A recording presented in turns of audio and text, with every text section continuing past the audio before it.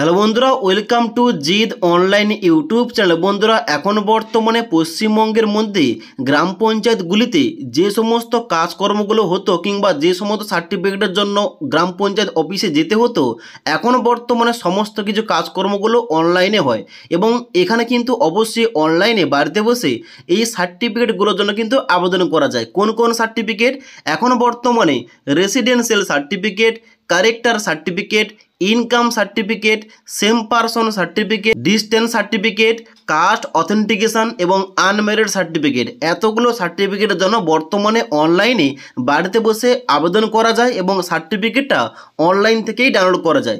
এবার আজকের এই ভিডিওটির মাধ্যমে এই সমস্ত সার্টিফিকেটের মধ্যে ইনকাম সার্টিফিকেট মানে পঞ্চায়েতের যে ইনকাম সার্টিফিকেটটা হয়ে থাকে, ওই সার্টিফিকেটের জন্য কিভাবে স্টেপ বাই স্টেপ আবেদন করতে হবে, আবেদন করার জন্য কি কি ডকুমেন্টস লাগবে, আবেদন করার পর কিভাবে স্ট্যাটাস চেক করতে হবে এবং কিভাবে সার্টিফিকেটটা ডাউনলোড করতে হবে, এ টু জেড নিয়ে আজকের ভিডিওটিতে আলোচনা করব।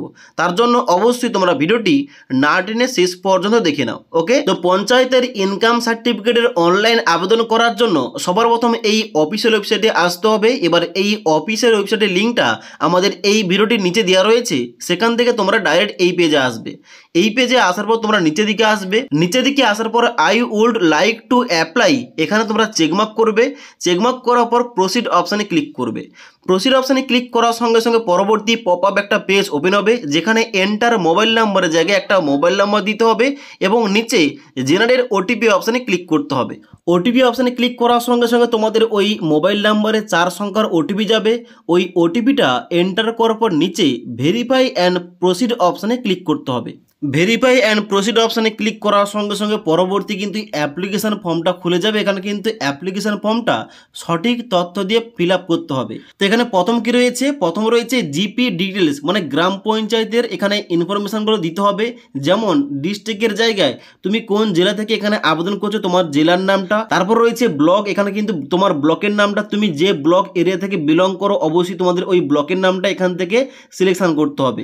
এবার তারপর রয়েছে গ্রাম পঞ্চায়েত। এবার তুমি ওই ব্লকের আন্ডারে তুমি কোন গ্রাম পঞ্চায়েতের অধিবাসী কিংবা কোন গ্রাম পঞ্চায়েতের আন্ডারে পড়ছো, অবশ্যই তোমার গ্রাম পঞ্চায়েতের নামটা এখান থেকে সিলেকশন করতে হবে। ওকে, এবার তারপর রয়েছে এখানে সংসদ নম্বর, এখানে কিন্তু সংসদ নম্বরটা সিলেকশন করতে হবে।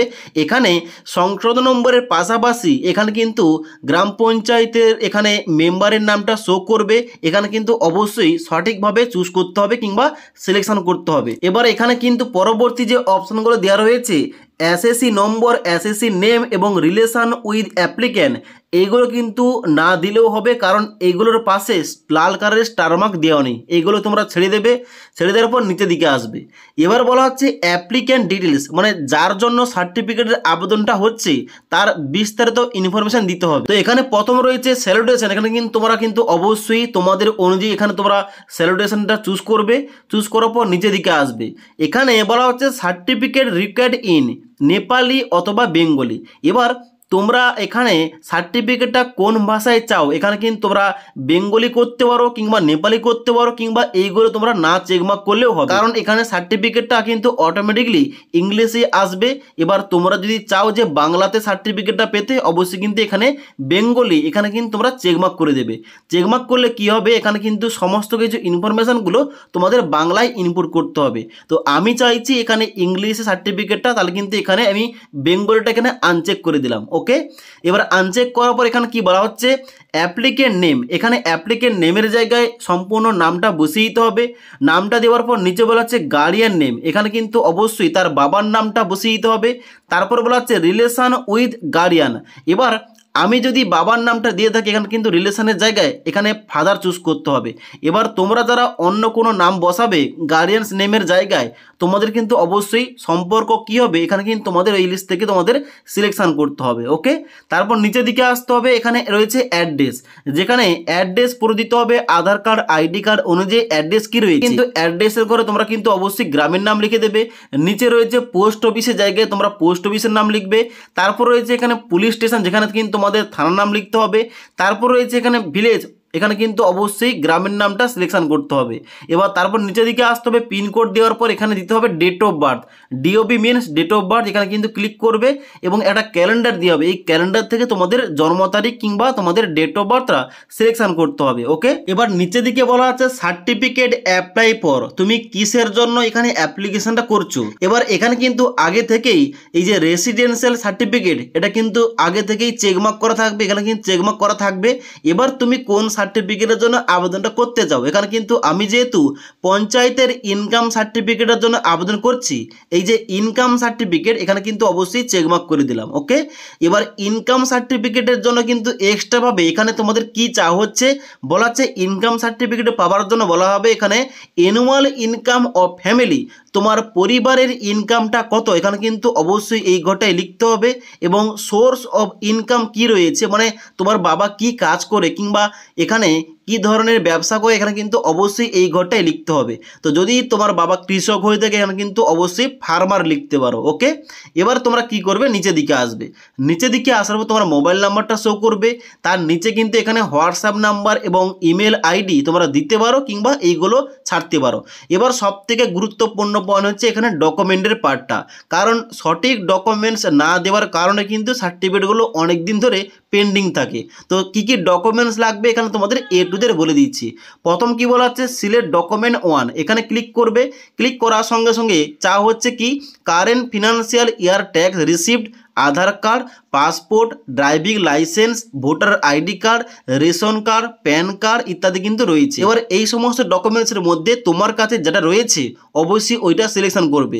তো সব থেকে যেটা বেস্ট হবে এখানে কিন্তু তোমরা আধার কার্ড চুজ করে নেবে। ওকে, এবার আধার কার্ডটা চুজ করার পর ডান দিকে ডকুমেন্ট নাম্বার 1-এর জায়গায় আধার কার্ডের নাম্বারটা দিতে হবে। এবার তুমি যদি বাম দিকে প্যান কার্ড দিয়ে থাকো তাহলে কিন্তু প্যান কার্ডের নাম্বারটা এই ঘরে দিতে হবে, মানে বাম দিকের ঘরে যে ডকুমেন্টটা চুজ করবে ওই ডকুমেন্টের নাম্বারটা ডান দিকের ঘরে বসিয়ে দিতে হবে। এবং তার ডান দিকে আবার এখানে বলা হচ্ছে পিডিএফ তোমাদের এখানে আপলোড করতে হবে ওই ডকুমেন্টের 2 MBর মধ্যে, মানে আমি যেহেতু আধার কার্ড চুজ করেছি তাহলে আমাকে 2 MBর মধ্যে আধার কার্ডের পিডিএফটা এখানে চুজ ফাইল অপশানে ক্লিক করে আমাকে আপলোড করতে হবে। আশা করি বুঝতে পারলাম। এবার এখানে বলা হচ্ছে নিচে সিলেক্ট ডকুমেন্ট 2, এখানে কি চুজ করতে হবে, এখানে কিন্তু অবশ্যই রয়েছে সমস্ত ডকুমেন্টসগুলো, যেমন current financial year tax receipt, Aadhaar card, passport, driving licence, voter ID card, ration card ইত্যাদি কিন্তু রয়েছে। ওকে, তো এবার তোমরা উপরের ঘরে যে ডকুমেন্টটা দেবে ওই ডকুমেন্টটা নিচের ঘরে চুজ করবে না, তোমরা অন্য একটা ডকুমেন্ট চুজ করবে। যেমন আমি উপরের ঘরটায় ডকুমেন্ট 1-এর ঘরে আমি আধার কার্ড চুজ করেছি, তার জন্য ডকুমেন্ট 2-এর ঘরে আমি এখানে ভোটার কার্ডটা চুজ করলাম। এবার তুমি উপরেরটায় যা দেবে নিচে কিন্তু অন্য একটা ডকুমেন্ট তোমরা চুজ করবে। তো সব থেকে যেটা বেস্ট হবে তোমরা চাইলে এখানে আধার কার্ড এবং নিচেরটায় তোমরা ভোটার কার্ড দিতে পারো। ওকে, তো এখানে কিন্তু অবশ্যই ভোটার কার্ড দেওয়ার পর ডান দিকে ডকুমেন্ট নাম্বার 2, এখানে কিন্তু অবশ্যই তোমরা বাম দিকে ডকুমেন্ট 2-এর জায়গায় যে ডকুমেন্টটা চুজ করবে ডান দিকে ওই ডকুমেন্টের নাম্বারটা বসিয়ে দিতে হবে। এবার আমি যেহেতু বাম দিকে ডকুমেন্ট নাম্বার 2-এর জায়গায় ভোটার আইডি কার্ড চুজ করেছি, আমাকে ডান দিকে ভোটার আইডি কার্ডের নাম্বারটা বসিয়ে দিতে হবে এবং তার ডান দিকে এখানে ভোটার কার্ডের পিডিএফটা 2 MBর মধ্যে আমাকে চুজ ফাইল অপশানে ক্লিক করে আপলোড করতে হবে। ওকে, এবার গুরুত্বপূর্ণ পয়েন্ট এখানে 3 নম্বর দেখতে পাচ্ছ, এখানে কিন্তু স্টার মার্ক দেওয়া নেই, তবে এই ডকুমেন্টটা আপলোড না করলে তোমরা কিন্তু সার্টিফিকেটটা পাবে না, কারণ এটা কিন্তু খুবই গুরুত্বপূর্ণ একটা ডকুমেন্ট। এখানে বলা হচ্ছে কি যে জিএস মেম্বার সার্টিফিকেট অথবা আদার ডকুমেন্ট, এখানে ক্লিক করবে। ক্লিক করার সঙ্গে সঙ্গে রয়েছে জিএস মেম্বার সার্টিফিকেট এবং আদার রিলেটেড ডকুমেন্ট। তো এখানে কিন্তু অবশ্যই তোমরা সবাই কি করবে, জিএস মেম্বার সার্টিফিকেট এটা কিন্তু অবশ্যই তোমরা সিলেকশন করবে। এটা সিলেকশন করে আপলোড করলেই তবেই কিন্তু তোমাদের এখানে সার্টিফিকেটটা ইজিলি ভাবে 1 থেকে 2 দিন তোমাদের হয়ে যাবে। ওকে, তো এবার এই যে জিএস মেম্বার সার্টিফিকেট এইটা তোমরা কোনখান থেকে পাবে, তোমাদের গ্রাম পঞ্চায়েতের মেম্বারের তরফ থেকে এই সার্টিফিকেটটা দেওয়া হবে। গ্রাম পঞ্চায়েতের মেম্বারের কাছে গিয়ে তুমি বলবে যে পঞ্চায়েতের ইনকাম সার্টিফিকেটের জন্য অনলাইন আবেদন করছি, যেখানে এই জিএস মেম্বার সার্টিফিকেট লাগবে। তারা কিন্তু অবশ্যই তাদের সমস্ত কিছু রেডি রয়েছে, তারা কিন্তু তোমার নাম দিয়ে এই সার্টিফিকেটটা তৈরি করে দেবে। এবার ওই সার্টিফিকেটটা নিয়ে আসার পর অবশ্যই তোমাদের এখানে 2 MBর মধ্যে পিডিএফ ফরম্যাটে কিন্তু এখানে তোমাদের ডকুমেন্টটা আপলোড করতে হবে। ওকে, এবার যদি ওই ডকুমেন্টের কোনো কিছু নাম্বার থাকে এখানে তোমরা দিতে পারো কিংবা এই ঘরটা ছাড়তে পারো। তারপর নিচের দিকে আসার পর বলা হচ্ছে আপলোড অ্যাপ্লিকেন্ট ফটো, মানে যার নামে সার্টিফিকেটের আবেদনটা হচ্ছে তার একটা পাসপোর্ট সাইজের ফটো 100 কেবির মধ্যে আপলোড করতে হবে চুজ ফাইল অপশানে ক্লিক করে। এবার সমস্ত কিছু তথ্যগুলো দেওয়ার পর, সমস্ত কিছু ডকুমেন্টসগুলো আপলোড করার পর একবার সমস্ত কিছু ভালোভাবে চেক করে নেবে যে তোমাদের সমস্ত কিছু ঠিকঠাক আছে কিনা। সমস্ত কিছু দেখার পর তোমরা নিচের দিকে আসবে এবং এখানে সাবমিট অপশানে ক্লিক করবে। এবার সাবমিট অপশানে ক্লিক করার সঙ্গে সঙ্গে তোমাদের কিন্তু অ্যাপ্লিকেশন ফর্মটা সাবমিট হয়ে যাবে এবং তোমাদের একটা নাম্বার দেওয়া হবে। ওইটা দিয়ে পরবর্তীতে তোমরা কিন্তু অবশ্যই চেক করতে পারবে তোমাদের সার্টিফিকেটটা হয়েছে কি। এবার ওইটা চেক করার জন্য কিন্তু অবশ্যই তোমাদের এই অফিসিয়াল ওয়েবসাইটে আসার পর তোমরা এখানে নাম্বারটা দিয়ে লগ ইন করবে। লগ ইন করার পর তোমরা দেখবে উপরে একটা অপশান দেওয়া রয়েছে application status and certificate download, এখানে তোমরা ক্লিক করবে। এখানে ক্লিক করার সঙ্গে সঙ্গে তোমরা নিচের দিকে আসবে। নিচের দিকে আসার পর তোমরা দেখবে এখানে তোমাদের দেওয়া রয়েছে যে অ্যাপ্লাইড সার্টিফিকেট টাইপ, এখানে কিন্তু তোমাদের দেখাবে ইনকাম সার্টিফিকেট এবং ডান দিকে অ্যাপ্লিকেন্ট নেমের জায়গায় তোমার নামটা শো করবে। অ্যাপ্লাইড ডেটের জায়গায় তুমি যে ডেটে অ্যাপ্লাই করেছো তার ডেটটা শো করবে। ডান দিকে এখানে শো করবে ভ্যালিড আনটিল ডেট, এখানে কিন্তু শো করবে এবং ডান দিকে শো করবে স্ট্যাটাস অফ সার্টিফিকেট, তোমার সার্টিফিকেটটা কী অবস্থায় রয়েছে।